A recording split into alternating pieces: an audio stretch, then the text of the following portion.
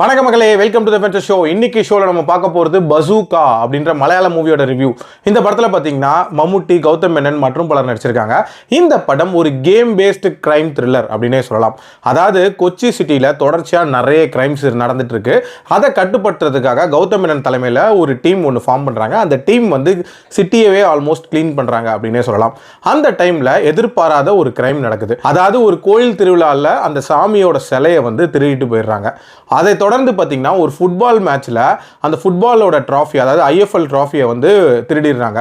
யார் இந்த மாதிரி நூதனமான திருட்டுகளை பண்ணுறது, எதுக்காக பண்ணுறாங்க, இதை கௌதம் மேனன் டீம் எப்படி ட்ராக் பண்ணுறாங்க, மம்முட்டி இதில் எப்படி உதவுறாரு, மம்முட்டி யார், அண்ட் டுவர்ட்ஸ் தி எண்ட் என்ன ஆகுது அப்படின்ற மாதிரி நிறைய விஷயங்களை சொல்லக்கூடிய ஒரு படம் தான் இந்த படம். எனக்கு இந்த படத்தில் பிடிச்ச விஷயம் அப்படின்றது அந்த கேம் பேஸ்டு கிரைம் அப்படின்ற அந்த ஐடியா. ஆக்சுவலாக இதில் ஒரு கொள்ளை சம்பவமே பார்த்தீங்கன்னா ஒரு கேம் தீமில் இருக்கிற மாதிரி காட்டியிருப்பாங்க. அண்ட் அதுக்கு கொடுக்கப்படுற ஒரு சில க்ளூஸ் அப்படின்றது ஓரளவுக்கு இன்ட்ரெஸ்டிங்காகவே டிசைன் பண்ணியிருந்தாங்க. அதே மாதிரி அந்த கௌதம் மேனன் டீமோட இனிஷியல் இன்ட்ரோ காக்கா ஸ்டைலில் ஒரு மாதிரி நச்சுன்னு இருந்துச்சு அப்படின்னே சொல்லலாம். அந்த போர்ஷனும் நல்லா ஒர்க் அவுட் ஆயிருந்துச்சு. அதே மாதிரி இந்த படத்தோட ஒரு முக்கியமான பிளஸே லாஸ்ட் 20 மினிட்ஸ்.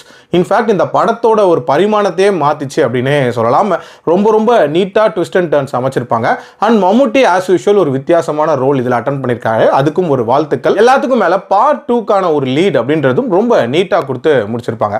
நெகட்டிவ்ஸை பொறுத்த வரைக்கும் பார்த்தீங்கன்னா இந்த படத்தில் ஆக்சுவலாக அந்த கிரைம் அண்ட் கேமை டிசைன் பண்ண விதம்லாம் சூப்பராக இருந்துச்சு.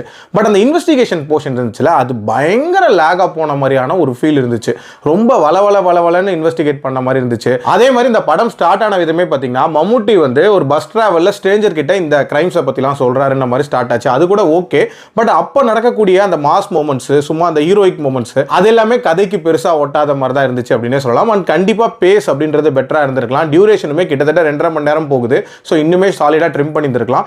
ஓவரால் இந்த மாதிரி பிரச்சனைகள் இருக்கக்கூடிய ஒரு படம் தான். பட் ஸ்டில் கண்டிப்பாக ஒன்ஸ் ட்ரை பண்ணி பார்க்கலாம். என்னோட ரேட்டிங் இந்த படத்துக்கு 2.9 out of 5. அடல்ட் கண்டென்ட்டை பொறுத்த வரைக்கும் கெட்ட வார்த்தைகள் ஆங்காங்கே இருக்குமே தவிர மற்றபடி பார்க்கலாம். மீண்டும் அடுத்த விமர்சனத்தில் சந்திக்கிறேன். நன்றி.